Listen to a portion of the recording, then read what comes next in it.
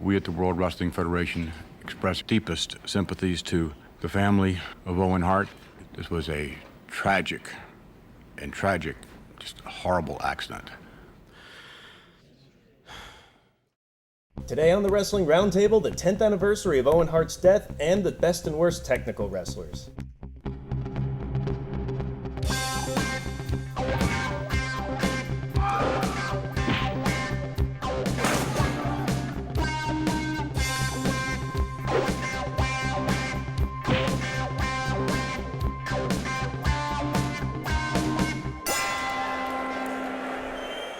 Welcome back to the Wrestling Roundtable. I am your host, Eric Santamaria, pro wrestling videographer and a fan of 20 years, and sitting to my left, which is your right, is music composer and fan of 23 years, Lawrence Haber. To my right, which is your left, is Chris Harris, a film archiver and a fan of about 15 years. And rejoining the panel for the first time in our second season is Alex Payne. He's been a fan of 21 years, and he's also been wrestling for about 3 years. And, of course, there's business to take care of before we get down to the topic of the 10th anniversary of Owen Hart's death. We want to remind you to go to WrestlingRoundtable.com where you can get this awesome Wrestling Roundtable t-shirt. If you want to support the show, aside from going to WrestlingRoundtable.com or subscribing here on YouTube or requesting us as a friend on MySpace, you can click on all these stupid ads you've been seeing.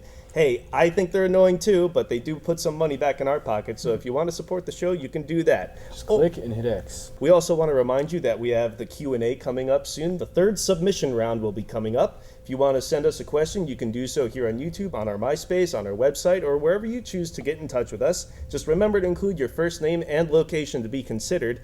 Now, we want to get down to business, which is the 10th anniversary of Owen Hart's death, which happened yesterday. I can still remember it like it was yesterday, but it was 10 years ago. A lot of us weren't watching at the time that it happened. We found out about it on the internet or the next day. Nothing like that had ever happened in wrestling before or since. It really is, I would say, the second worst thing that ever happened in wrestling, because at least there weren't an innocent child and wife killed in it too. Yep. But for something that happened in wrestling itself, in the very ring that people perform, it's just an unbelievably surreal event. And what I want to ask first of the panel, let's put ourselves in Vince McMahon's shoes. Do you stop the show? You stop the show. You send someone out there, it doesn't have to be Vince, and explain the situation. It's a very serious accident, and unfortunately the rest of the program is going to be canceled. You've got millions watching on pay-per-view, international pay-per-view. You've got people to answer for that. You've got thousands of people in the arena. 2 matches in, do you tell them all, sorry, we're not going to perform for the rest of the 2 hours? Absolutely you do. There is no reason to continue a show when somebody just died in that ring, and you're going to send people to go out there and try and entertain. These guys can't think straight now. I think it was Jeff Jarrett said they were wheeling Owen back, and they just pushed him out there. Like, he didn't know what was going on. When do you ever see The Undertaker in tears? I wanted to ask Alex Payne, because you have been wrestling for about 3 years all over the country. Taking into account what we saw with Jeff Jarrett and Deborah and all these other wrestlers shoved into the ring to wrestle on the mat covered with their dead friend's blood, what does a wrestler's perspective think of this? How would you feel if you were thrown out there after someone Especially if it was my friend, for instance, I wouldn't want to go out there. There's no way I want to wrestle in a ring that someone just died in. It's a scary thought. 2 minutes ago, 20 minutes ago, wherever it was, you could have been talking to that individual. And now you saw the guy fall 80 feet to his death, and you're told, hey, you have to go out there and you have to wrestle in front of 20,000 people. My mind would be totally fucked. How do you expect a wrestler to go out there and have his shit together and be able to entertain these fans? It's like any job. If you're at work and somebody died at work, would you really expect to finish the day? What quality of work could you put in? Yeah. And not only that, isn't it a bigger liability to send people out there in that state of mind where something else could happen? Can you imagine if one of those wrestlers went out there, was so distraught that he slipped and broke his neck? Yeah. Somebody could have gotten really hurt. It's unnecessary. the odds are better that happening on that night than on a typical Raw. Well, the thing about Vince McMahon's side, aside from the whole we can't think straight in the spur of the moment sort of thing, is Owen would have wanted the show to go on. That's extremely debatable. Is there any footage of this where Owen says, if I ever die in this ring, just continue, you know? He was in the car with Brett one night. Hey, Brett, if I die, just have everyone wrestle. Were those wrestle. his last words? you can't prove a negative. You can't prove that he wouldn't have. So clearly, Unless he did. Unless he clearly, said it. that's just a defense mechanism. That doesn't make it right. I mean, if he did say it, I would just like to make it clear, right. if I die on this show, stop. You have footage of that now. But the thing I don't understand at all, because I'm on the side of don't continue with the show. Of course not. The guy's fucking dead. So let me make that clear, first of all. But what I don't understand is when people say, he definitely should have stopped the show, because if Shane McMahon was the one who fell, he'd stop the show then. Really? I don't think so. I don't think, if anything, he might have put a match on while they're carting him out. He's that crazy. Right. But especially in light of them canceling Raw that night of Benoit's murder coming out to the press, they said to everybody, go home, we're sorry. It's maybe slightly different because this was live during a show, but this idea of the fans would riot, I think is so asinine. Now, first of all, that sounds like the way wrestling likes People to... did laugh at that while Owen fell. But they didn't know. They were they were maybe dumb enough to think it was part of the show, but isn't that how people in wrestling think that people outside of wrestling think of wrestling fans? They think that the outside thinks that the fans are these crazy maniacal rednecks, but saying that they would riot, doesn't that say they think that of the fans? It's an ironic point of view for them to take. They never take that condescending view of their own fans in public. Then they do, because it suits them. It's convenient to make that argument. Well, what are they saying? They would riot because they wouldn't understand or be compassionate about the fact that this guy just fucking died. Wrestling fans, any sort of person in general could you- understands what well, death we know what is. Just think, could you explain that to a child? I don't think you could explain it pretty easily. How can an adult not understand this? If somebody died in the ring, we will issue a refund, bring your ticket back to the box office next week. They do 1 million shows a year, they could reschedule. Yeah. What they're really doing is, like, when they say Owen would have wanted it this way, what they're telling you is if you don't agree, then you're not You're a honoring prick, pretty Owen's much, right? wishes. Yeah. And when they say, well, we didn't want there to be a riot, they're making it sound like they were preventing a riot. It's all to justify It's to make this them choice. look good to themselves. Just the garbage that he said, particularly in the life and death of Owen Hart, when he's talking to the press and somebody starts going about the safety features, how this wasn't right, and well, clearly you're an expert, no, I'm not. Why was he not on a belay line or some other backup line, which is normally used for anybody that's using a rigging? That there would be a safeguard that someone would control. I'm not an expert on rigging, I guess you are. Well, it would appear that there were no precautionary measures taken. Why not? First of all, I resent your tone. I resent the sarcasm. Again, No, I why resent is your there- tone, lady, okay? Why You know, would this there was a not be tragic precautionary accident. It's a tragic accident. Don't try and put yourself in the spotlight here, okay? That just shows the attitude that if you don't agree with him, you're the bad guy. Well, as we saw with the Denver Nuggets situation, they can't even be good sports when they're in the right. What about the next day? When You Hart- cancel the show and you show clips at best of matches that could easily be assembled in a television studio in Stamford, Connecticut. You don't make everybody go to TV tapings the next day, crying on television. Not that the tributes were nice, but it's unnecessary. They should be sent home. Well, I don't think anybody that appeared on TV is someone who didn't want to appear on TV, but is a fitting tribute to Owen Hart instead of, like they did with Benoit once again, instead of showing some of the great matches that he's had throughout his career. Isn't that a better option than having Billy fucking Gunn come out and do his in-character catchphrase, suck it, about Owen Hart, doing an in-character promo with The Rock, Austin with the beer? With the beer, yeah. It's Though, he's toasting it to Owen, it's not really a real tribute. Tasteless. If you are going to do a tribute show and you do have a live crowd and people watching at home, At the Eddie Guerrero one, they just sent everybody down to the ring. Nobody was Cutting in-character Yeah, promos. they weren't cutting promos. You Well, did it your was a tribute match. on the Titantron, and Shawn Michaels and Rey Mysterio went down there, had a match, and left. the era that Owen died in was the most tasteless era they've ever had, where the two choices you made were the guy who's pointing to his genitals and then the guy drinking the beer were the two in-character things, whereas now it might be Cena or something that isn't so tasteless. Not only did they continue the show the night before and then do this live show the next night, but then they've got those guys come out and do those quote-unquote tributes. It's really embarrassing in hindsight. We have to take a break for our tributes, so when we come back, we're going to talk some more about the 10th anniversary of Owen Hart's death. It was actually on the news, the 10th anniversary. They actually brought it up on her news that she was watching the news, and she's like, they actually talked about this on the news this morning. Wow, that's nice. Like, outside of the bubble of wrestling, this is still a story. Did you tell Eric about the Iron Sheik? Yeah. Oh yeah, I told you. See, I always thought they wouldn't put Owen in the Hall of Fame because they wouldn't want to bring that back up that we killed him. Acclaimed by reviewers and film festivals around the world, it is one of the great documentary films of our time. Now, the 10th anniversary collector's edition of Hitman Hart, Wrestling with Shadows. The story of the epic real-life battle between Bret Hart and Vince McMahon. And as a special offer never before released on DVD, The Life and Death of Owen Hart. Exclusively available on this double DVD 10th anniversary collector's edition. The Life and Death of Owen Hart. The story of a real-life tragedy in a world where making money trumps everything. Vince McMahon has always had this mentality about treating wrestlers like circus animals. You never dreamed something like that could happen in wrestling. Order the 10th anniversary collector's edition of Hitman Hart, Wrestling with Shadows, and The Life and Death of Owen Hart.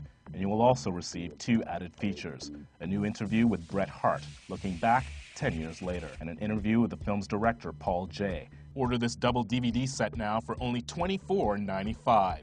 Order now online or by phone at 866-396-4231. $24.95 plus shipping and handling. Order now. This morning, with my full authority, my legal counsel filed a wrongful death lawsuit in the Circuit Court of Jackson County, Kansas City, Missouri, against WWF, Vince McMahon, Titan Sports, and all others I believe are responsible for my husband's death. Welcome back to the Wrestling Roundtable, and you just saw the ad for this great DVD, the Hitman Hart Wrestling with Shadows 10th Anniversary DVD. I want to thank the Real News Network for providing us with the best wrestling documentary ever made, and it also had the life and death of Owen Hart in it, and that's what we're talking about here. How did the death of Owen Hart affect you as a fan? It really led to my decline in watching for a period. I wasn't crazy about Attitude Era to begin with. Invasion Era ended my watching of wrestling, but Owen Hart's death started it, for sure. Really took my low opinion of what the WWF was becoming at that time, and it really made it difficult to support them. And I still watched Raw, I still was a wrestling fan, but it started what He Who We Do Not Speak of and Eddie Guerrero really cemented to me, that I can never really be proud of this because of things like that. I went to school the next day, and everyone... I think we all did. Well, we all did, but for me, I went to stayed school, and there were people kind of laughing about it. Well, they're assholes. Well, they are, but they're like, wasn't it cool to hear that Owen Hart died? I'm like, are you serious? Mm-hmm. Like, yeah, someone said that to me. Have they changed wrestling so much that wrestling fans have become so desensitized? Well, who says they were wrestling fans in the first place? Well, They were the Johnny-come-latelys, no, for sure. some of these people I went to school with forever, and they said this stuff, and I've known them as wrestling fans all my life, and it shocked me to even see this. They may have changed these people permanently as wrestling fans as they got older. They wanted this edgier product. They wanted this edgier wrestling, and now they're okay with, oh, someone died. This is kind of cool. What? Death isn't cool. Death isn't funny. Well, wrestling got very real that night, and the thing that really affected me about it the most is this is not your typical wrestling death. Now, of course, tons of other wrestlers have died since then, but Owen was not the guy who overdosed on OxyContin and pain pills. He was not the guy who was doing steroids the whole time he was claiming he was clean and getting a comeback from it. He was the guy who was totally clean, squeaky clean, and that's why he got punished with that gimmick in the first place. It almost wasn't a wrestling death because it was a stunt thing. These things happen in movies and He didn't even break his in neck sports. on a powerbomb or something. Oh, right, and it wasn't overdose or steroid related. But the way it was handled after turned it into a wrestling death because it went from something that could feasibly happen and turned it to a circus. Well, I don't want to get into all the stuff that happened afterwards with the $18 million settlement, the WWF countersuing Martha Hart, airing the footage from the funeral. There was a lot of shit they did bad after Owen Hart's death, and I guess when they induct him in the Hall of Fame, that's going to make up for it. But what's really disconcerting about that show, you go back and watch Over the Edge 99, Undertaker's in the middle of this satanic gimmick, and it starts with, I will make playthings of your souls. We will destroy your heroes. And then the guy we genuinely like ends up dying. Yep. The guy that Vince McMahon in Bret Hart's book said that I'm never going to let him go in regards to leaving with the rest of the family after Survivor Series 97. How prophetic that would be. It encapsulated wrestling at the time because we were in the middle of the Attitude Era, And a lot of people bring that up on our comments underneath the videos, but I, along with some of you, were not fans of that particular style of Russification, with this emphasis on violence and sex and basically non-wrestling. And what's sinister about it to me is that the whole reason he was up there in the scaffold in the first place was as a punishment. Now, in this documentary, they imply that it's a goof on WCW specifically. Sting was one of WCW's biggest draws, and so he was another target for the Blue Blazers storyline. And his big trademark was coming from the ceiling, so it was to spoof how fake and how out of touch coming from the ceiling really was. To further deride the WCW, McMahon asked Owen to do a Sting-like stunt. He was to come down a cable, superhero style, but end up playing the fool. But I think it's a goof in particular on all the things they used to stand for. All the stuff they told all of us growing up, the good Americana values and all that sort of garbage. But Owen refused all these angles with having sex with Deborah and all this other stuff. So they're going to goof on not just the squeaky clean Hogan style stuff of the 80s, personally, but his stuff personally. So that's why he was up there in the first place. Now, you can go into detail about they didn't take the necessary precautions, which they obviously didn't. Not even to say that. The whole reason he was up there in the first place was wrong, and they also handled it wrong afterwards. So it really embodied what happened in wrestling to me, because I was dying as a fan on the inside, seeing what was happening to my beloved sport on TV, thanks to the two Vinces, Vince Russo and Vince McMahon. From a bright, colorful to a very dark, grim, disgusting thing. Right. Pretty quick. Unlike what some people think about our show, we don't want to concentrate on the negative. We want to remember Owen Hart in the good light. So I want to ask everybody, what was your favorite Owen Hart memory? One of my favorite matches ever is Bret Hart versus Owen Hart at SummerSlam for the title. In the cage. In the cage match. I know a lot of people like to think that the cage match, to keep everybody out. This was the opposite. The complete opposite. This was two guys trying to get out of this cage. There was no people's elbows or setting up giant moves. They are running like it was just the absolute perfect match before Hell in a Cell. It was just the best cage. He's got the same favorite as me. Not just that story, but they told a good wrestling story in there, and it was a good culmination for that almost a year. Yeah. They've been building. That was one of my favorite matches that we had. When he actually turned on Bret at the Royal Rumble. And I kicked your leg out of your leg. That's how you should do a heel turn. Owen became the star out of that. Certainly it helped Bret solidify his babyface character. But Owen really became a top-level heel. And for the first time, really a top-level star when he finally turned on Bret. And if you follow the story from beginning to end, what an arc. In '94, what was really great about it is how it intersected with the Bob Backlund feud that Bret Hart was having separate. The stuff at Survivor Series '94 when he's pretending to be so upset about Bret being in such pain and getting Martha to throw the towel, and he's like, yes, I did it! But then at the end too, which was the beginning of the Hart Foundation, how that intersected with the Stone Cold feud, and the moment where he's Owen, I love you. He's trying that to was one of the best heel moments ever, I think, in wrestling. Because Lawler was in on it too. Well, I always felt that Owen added a whole other dimension to Bret's character. And when Bret finally turned heel, in that moment, by accepting his brother, and then Owen was crying, so it's like Bret's an even bigger heel than even his brother, because he accepts his brother. He's like crying at his feet. Literally, it was brilliant. And for that whole summer to see the five of them before a lot of them would die, or all the other horrible things. In '97, when it was the 5 Hart Foundation members, there was nothing cooler going on in WWF to me at that time. I know Austin was popular, but we were all about. We got to actually go to the SummerSlam, and we saw all of them, and that was just a great summer for wrestling. What about Owen when he came back and he tagged Shawn Michaels? I had that on my list as well. The crowd was so into it. He had a They lot had a of chance fire. to He could have been the champion What a potentially shock. at that time. Even if it was for a day or something.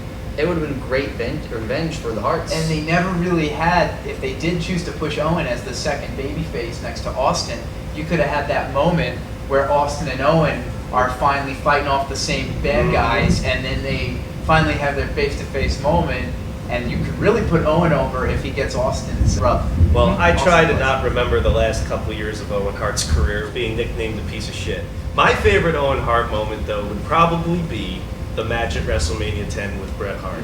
Because We don't give star ratings on this show, we don't concentrate on that, but when the term 5-star match is thrown around, that means it's perfect. Even with the little elements, the devil's in the details, there could be some minor flaw, and I've yet to find one about that match. I've watched it back recently. It may be the perfect wrestling match, not just in terms of psychology and execution, but in story as well. They're brothers, they probably feel safer working, but you don't see chemistry like that between two guys anymore. Well, hopefully we've got some chemistry and we've done somewhat of a decent tribute to Owen Hart, because that's how I want to remember Owen Hart, as one of the great wrestlers. And you could say he's one of the best technical wrestlers, but that's our next topic, because coming up, we're going to talk about the best and worst technical wrestlers as well.